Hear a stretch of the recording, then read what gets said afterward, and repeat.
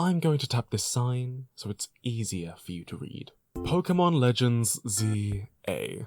Quite the talk of the town, aren't we? Yes. The long-awaited successor to Pokemon X and Y is finally here, and I've been able to dig deep into the game's ending, read through the script to see if I missed anything, all to see if this game truly did Zygarde, the legendary Pokemon said to bring order, their justice. And how do I say this, nicely? Look, I like the dog, I like the snake, I like the man, but even with their own game now, I still feel like there's a lot of untreaded ground with this thing. Let me show you what I mean, since today I'll be taking it upon myself to fill a gap in Zygarde's history by writing some lore of my own for the world. All in all, we still don't really know that much about Zygarde's past, which, fine, keep your secrets. So what do we know? To TLDR Zygarde's lore, Zygarde is made up of cells and cores. Cores gather the cells together to help Zygarde transform into even more powerful forms. The cells have always historically watched over the Earth, specifically the Kalos region, to maintain natural order, most notably the balance of giving and taking life through Xerneas and Yveltal. This is everything about Zygarde's history that we know as of Ultra Sun and Moon, and ZA didn't really add much more to it. Which, I must stress, can be fine. But I think it's such a pity, especially considering a certain somebody in the game did help us fill in some blanks in Kalos' own history to the current day. So for the sake of making sure we're all on the same page here, forgive me as I make you sit through another one of these. Sorry. To TLDR the history of the Kalos region, 3,000 years ago a war broke out between Kalos and an unnamed potentially might-be Galar region. A man named AZ was forced to offer the floette his mother gifted him to the war effort, resulting in a tiny flowery coffin on his doorstep. Desperate to revive Floette, AZ built a machine that would give life back to her, using the power of Xerneas, the giver of life, and to avenge her, turn the machine into the ultimate weapon, to both end the war and the lives of many humans and Pokemon involved in it, using the power of Yveltal, the taker of life. Which, timeout, we need to workshop those titles. Anyway, Floette couldn't forgive AZ for this, abandoning him. The two were now left to live their lives with their newfound immortality as a result of the machine's light, which also brought Megastones to the Kalos region. 1,000 years later, AZ was commissioned to build a device in Lumio City that would protect Kalos, so he took this opportunity to atone for his sins by sharing the eternal life Floette and himself had gained by building Ange, hidden within Prism Tower. But he needed Floette to power Ange, and she never returned to his side. 5 years before ZA, about 2013 for us, AZ was captured by Lysander, a tech mogul and leader of Team Flare in pursuit of a more beautiful world. As a descendant of AZ's brother, he researched everything to do with the ultimate weapon, Ange, and the powers behind the weapon's light, Xerneas and Yveltal. After a ragtag bunch of kids thwarted Lysander's plans, Floette finally returned to AZ's side, and Lysander was lost in the destruction of the ultimate weapon. Except he wasn't. The lizard dog saved him. Yes, after all of that, Zygarde finally showed up to save Lysander from dying in the rubble, except Lysander had big amnesia and Zygarde had big ouchie, needing to split their cells across the world to recuperate after saving a lot of Pokemon from Lysander's plan. Oh look, an extraterrestrial tanning booth. In the present day, Zygarde guides Lysander, now named L, in order to find the most powerful Mega Evolution user, whatever that means, so that Zygarde can finally return the world to order, preventing another tragedy as AZ seeks to destroy his final, blasphemous creation with his new resolve, Ange. See, notice how a certain green mutt pretends they don't see anything bad unless it's convenient to them? I don't really think that's the case, but it's all Game Freak's giving me, so I guess I have to do some digging to figure out what Zygarde would have been doing during all that discord. To do that and educate myself a bit before theorizing with my own lore, we're going to need to look at Zygarde's real-world influences and inspirations. So, I'm just gonna go over here. Stop looking at me like that. To start us off, Xerneas, Yveltal, and Zygarde all take a massive amount of inspiration from Norse mythology. Primarily, they represent different guardians of Yggdrasil, the World Tree, the Stags, Vedifalnir or Hresvelga, and Nidhogg. However, Zygarde's forms, which were later introduced, are where things get a little more interesting. In the Poetic Edda and Prose Edda, stories depict the tragedy called Ragnarok. This was brought on by the murder of a god named Balder, caused by Loki. may have heard of him, Trickster God, Unreliable, that guy, whose kin, namely the wolf children of Fenrir, Hati and Squall, and serpent Jormungandr, would cause havoc by eating the sun and moon and causing turbulent tides. This brought forth a prelude to chaos. Fimbulwinter. What I'm saying is that the cores that make up Zygarde could be Hati and Squall. The 10% form could be their parent, Fenrir, and 50% form could be both Jormungandr and Nidhogg, as I mentioned before. So does that make complete form Loki? No, but it might mean that Balder is Eternal Flower Floret, but that's a different guy. That's not this one. Following Loki's escape from imprisonment after helping Balder reach the Pearly Gates, he traveled to Hel to visit his daughter. Hell, she bestowed upon him the souls of the shameful to act as Loki's army. Kind of like the many Zygarde cells, right? So that might mean that complete form could be more of an interpretation of both Loki and Hel. But this gets a bit more complicated when we talk about Mega Evolution.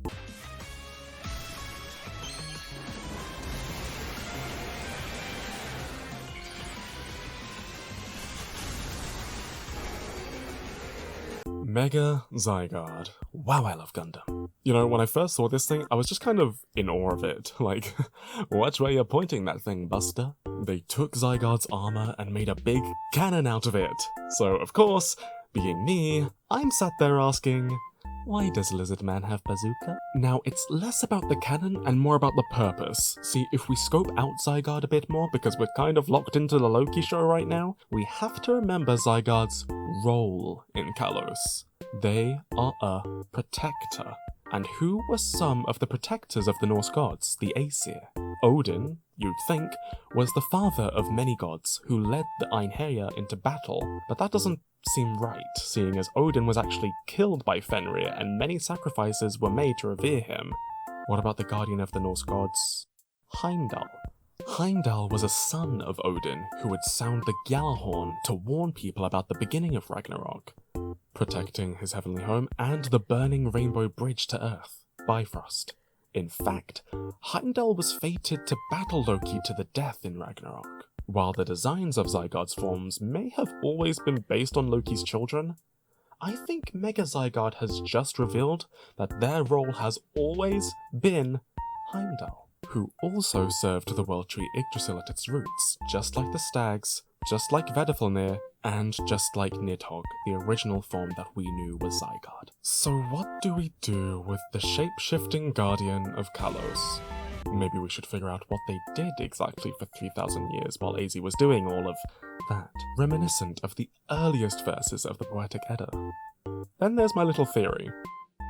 What if AZ's firing of the ultimate weapon gave birth to Zygarde? With no mentions of Zygarde alongside Xerneas or Yveltal, that's led me to think that they're more separate entities than we even thought, with Zygarde potentially being the Earth's answer to the chaos. But I'm getting ahead of myself. You should just take a listen to what I've put together and let me know what you think. Now, if we just put this conveniently labelled tape into the telly box, maybe we can... Wait, don't start yet. Don't start yet. I had like one more...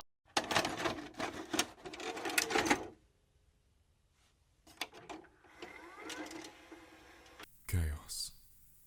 The fated equalizer that was supposed to bring forth our salvation. It instead brought a natural disaster of confusion. The lives of all were played with by the whims of maniacs. Stopped and started, stopped and started, stopped and... stopped. A tower pierced through our motherland and shot that dastardly ray, igniting the sky with a blaze peculiar to the eye, both blue and red. It sought to sow only discord. Whatever could have driven it through the sky's veil?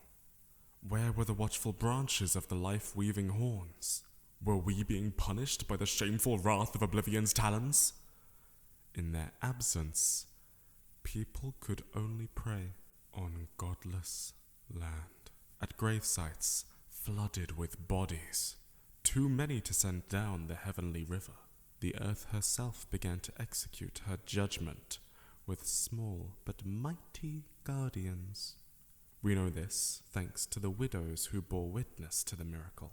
Those watchers rose from a husband's ashes, from a daughter's grave, from a holy vigil.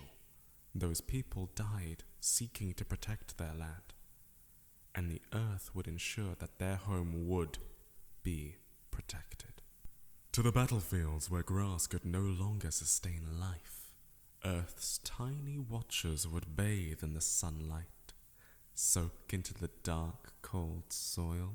They gave the earth the power to execute her will once again. That will was to see beautiful scarlet blooms where the valiant breathed their last, hidden from curious eyes. The watchers collected their numbers and bore fangs to those who plucked those flowers. To this day, the abundance of blood-stained blossoms is thanks to their tenacity, their cause. We named the beast Earth's Hound. Sightings of this creature would scarcely be recorded in the annals, but the consistent recollection? Disasters dating back to that fateful, sky-piercing light. The hound would be seen digging its paws at the rubble of buildings, the cenotaphs where the dead were named for their valor, while the witnesses were shocked at the beast's veracity towards the soil. They were in awe of the birth of more of the Earth's watchers, who would join the hound's mysterious journey. From the snow-tipped mountains where the light raised forests to the ground, to the depths of the coast where life grew too fast, too quick, the Earth's hound was a voice of our concerns, to her order. The snow would melt into new rivers to quench the thirst of dead soil, and the unsustainable fish would venture far and wide so as to live to safe means. The hound carried out the work of life's ebb and flow as naturally as the gods of legend, and yet never once overzealous in their work. For years we saw no plagues upon our land, and our forests were kept well within their borders, sustained. Stories of Earth's hound would fail to spread, quashed by the discovery of the true culprit of the sky-splitting light. The townspeople would whisper. They would plot and scheme and seek to end the life of the one who brought the cataclysm. Their vengeance would soon breach closed doors, only to be silenced by quiet tremors in their wake. They would curse the culprit's name and abandon them in their need, only to be humbled by a growling hound's warning. It would be supposed that the order the earth preached had no want for vengeance, simply to let time enact its course, to let us humans correct ourselves in our actions as the hound and their army would till nature's soil. Centuries passed, and the country began to flourish once again. The lasting murmurs of Earth's hound began to flitter out of uneased minds, and the missing gods were no longer a concern, but a fairy tale. The rulers of the land exacted their own laws to the people. A new sense of justice was born, and they would find foreign gods to revere. The tales of the army that restored the kingdom were lost, buried under the very same rubble they had given a purpose to. The ruminations of the Earth's hound. A memory. A small sect came from the dust, though. They refused the new ways of life, and took to the caves or scattered to far lands. Pages were written in prayer towards the Earth's order, wishing upon starless nights for her hound to take the land from the heretic rulers. Their call was never answered. In some journals, there were records of a serpentine beast that would watch over their caves. Some, a giant worm in the mountains. Whether these were the Earth's watchers too, no one could exactly confirm. but their depictions were painted with the same grass seed ink and charcoal. What truly tied these underground believers together, though, was a dream. That one day, the culprit who brought chaos to the land would right their cosmic wrong themselves, and that the Earth's denizens of order would deem humanity worthy of their aid after a centuries-old struggle between country and countrymen. They dreamed of superseding the lost gods, and to build a rainbow bridge between divinity and humanity forevermore. Her order is absolute. Hi, I hope you liked my story. Thank you so much for watching. I suppose now I've opened the floodgate, I'll give you my short review of ZA. I liked it. It wasn't perfect, some characters were fantastic, some characters weren't. I liked some of the new things they introduced, and I think it's clear that I think they should have fleshed out some other bits. As always, I'm just a guy with an internet connection, so I really encourage you to do some research yourself, and maybe we can talk about it in the comments. Speaking of, feel free to throw any other Pokemon stories you'd like me to dive into there too. Make sure to subscribe to see if I get around to it, and maybe, just maybe, we'll see each other again.